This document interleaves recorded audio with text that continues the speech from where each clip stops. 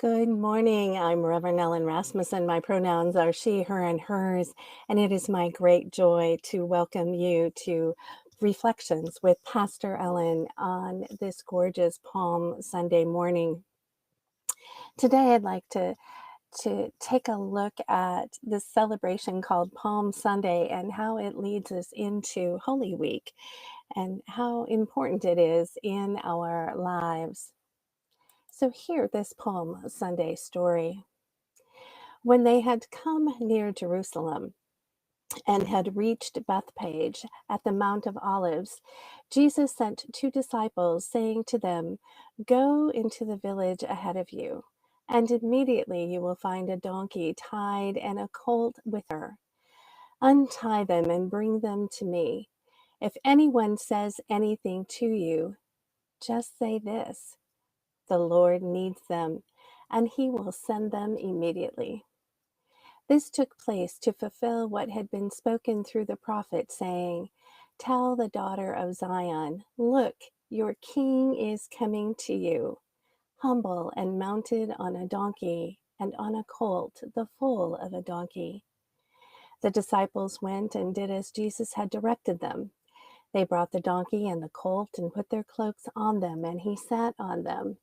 A very large crowd spread their cloaks on the road, and others cut branches from the trees and spread them on the road. The crowds that went ahead of him and that followed were shouting, "Hosanna to the Son of David! Hosanna to the Son of David! Blessed is the one who comes in the name of the Lord! Hosanna in the highest!" When he entered Jerusalem, the whole city was in turmoil, asking, "Who is this?" The crowds were saying, "This is the prophet Jesus from Nazareth in Galilee." We have seen that the stories of Jesus' healing ministry are filled with words and deeds. When he rides into Jerusalem, the people had hopes he would heal the oppressive system they were living under. We know that his healing was not confined to that moment in history, but offers a new way of life that has made a case for compassion for all, especially the least, ever since. As we head into the events of Holy Week, we begin to see that our ability to forgive ourselves and others is the foundation that can transform infirmities and allow us to move on. We integrate our beliefs and actions for the health of the whole. The parade of compassionate power we celebrate today is underscored by another healing story of transformation, symbolizing our ability to fuel our movement of recovery.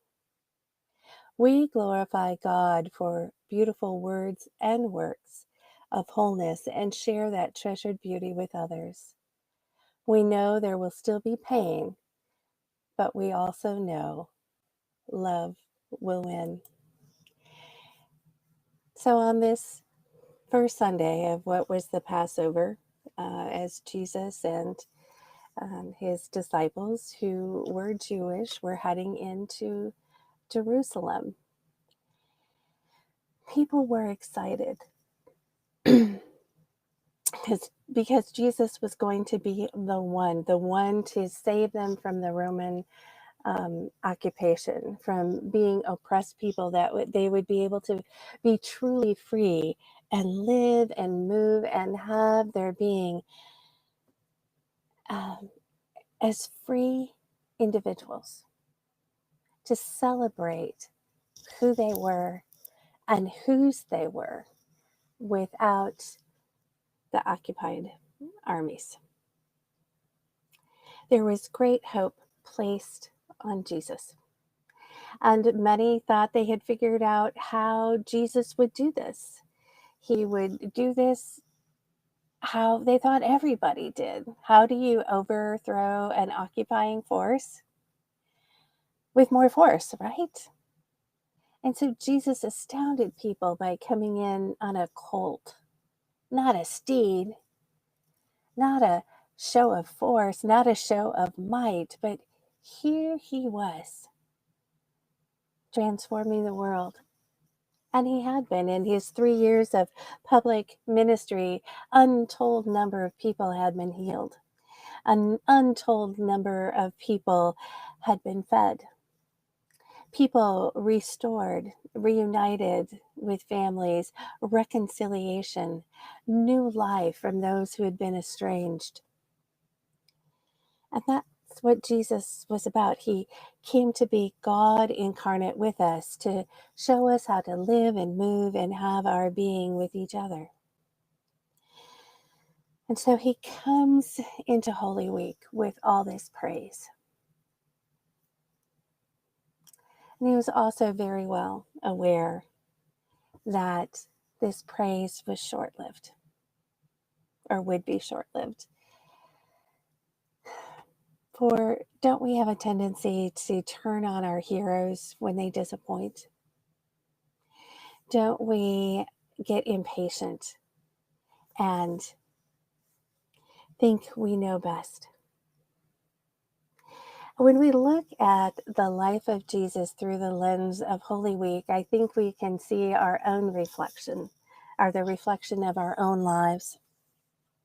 There are times when we experience great joy and jubilation when things are going well, when we're doing the right things, we're getting celebrated, we think we have all the answers and the solutions, and things are going right. And we also have those times when things are going well, or going wrong, when we face the struggles, when we face the uncertainties, when we face the fear of what life may throw at us. And Holy Week is full of that. Holy Week includes a time when a dear friend betrays. It's a time of celebration, followed by a time of betrayal, followed by a time of pain and suffering, of abuse, of a loss of innocence, of a death. But Holy Week doesn't end on death. Holy Week doesn't end with the crucifixion of an innocent man. Holy Week doesn't end with groupthink and the crowds built up into a frenzy to do harm. Yes, Good Friday, the day we recognize the crucifixion of Jesus, the recognition that he was innocent, the recognition that we had lost something incredible, or someone incredible. And we're in this sadness, we're in this despair, even though some may think, good riddance, let's get done with that. And we move into a time of darkness and grief. But the last word comes on Easter morning. The last word comes when there's new life, there's hope, there are new possibilities. Often, as we journey through life, we go through pain and suffering, and we learn to let go of things that hold us back.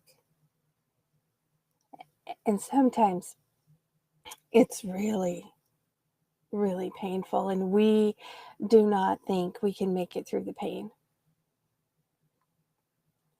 But we do. Jesus has shown us a way to live through the pain. There's a part of us that dies. There's a part of us that has to let go of what was in order to embrace what can be. And Holy Week is all about that. We have a tendency to want to skip the pain and suffering. We don't enjoy that much. And It can take a lot of work, but it's work we need to do. It's work we are called to do, to be agents of justice, healing, and hope, to be builders of beloved community. Holy Week is about the dismantling of systems that oppress us all. In one way or another, whether we are the oppressor or the oppressed, we are negatively impacted by systems that keep people from living into who they are fully called to be. It takes a lot of energy, intentionality, and effort to break through these systems, to break through harmful relationships, to break through to end negative self-talk, to break through to recognize that you are beloved and cherished beyond measure, loved unconditionally, bestowed with gifts, talents, and graces. You are, I am, we all are. Jesus came to show us the way so that all may have life and have it abundantly, and no one is excluded. Jesus kept directing us to the one, to the holy, to the sacred, to God, to connect with the creator of the universe who gives us the very breath of life. God's grace is at work all the time, everywhere, for everyone, and is present and working even when we are non-believers, even when we can't see it. Life is hard. Life is challenging. Life is joyful. Life is exhilarating. Life is an adventure. It can be filled with despair and it can be filled with triumph. I think the fullest of life has a combination of all of these moments. Nothing is all bad and nothing is all good. Going through life with an heart open to possibilities of newness, going through life with an attitude of gratitude and just an insatiable desire to learn more, to grow in understanding of self and our siblings, to grow to a point where when you look into the mirror, you see the holy and sacred looking back at you. And when you look into the eyes of another, you see the reflection of the sacred and the holy at work in them. We begin to see through the eyes of our heart, with the eyes of God, to recognize that all are created in the image of God. All have gifts, talents, and graces to share, and we are incomplete without each other. Transforming our own life is difficult and challenging, and it takes intentionality. And we're able to do it because of the sacred and holy already at work at our core, and through the people that connect with us, who see our brilliance, who celebrate our brilliance, who encourage our brilliance, so that as my light shines and your light shines and this light shines, the lights come to create even a greater light. And when our lights gather, something more beautiful and more power than we could ever have imagined is created. And it's created out of love.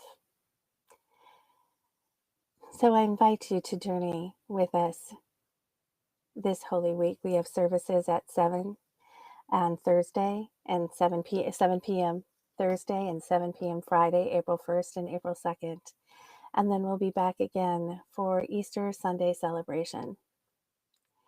So come, learn, love, and together let's have an impact as we create beloved community, as we journey through Holy Week, learning some of the things we just need to let go of. And there will be death, and there will be pain, and there will be suffering. But on the other side is beauty beyond measure. And I invite you to be a part of that journey. Thank you for sharing this time with me. I hope and pray that you have a God experience, that you realize how deeply you are loved and cherished with every cell of your being. May you know this love. May you experience this grace. And may you go forward as an agent of justice, healing, and hope. Blessings. Thanks for being here.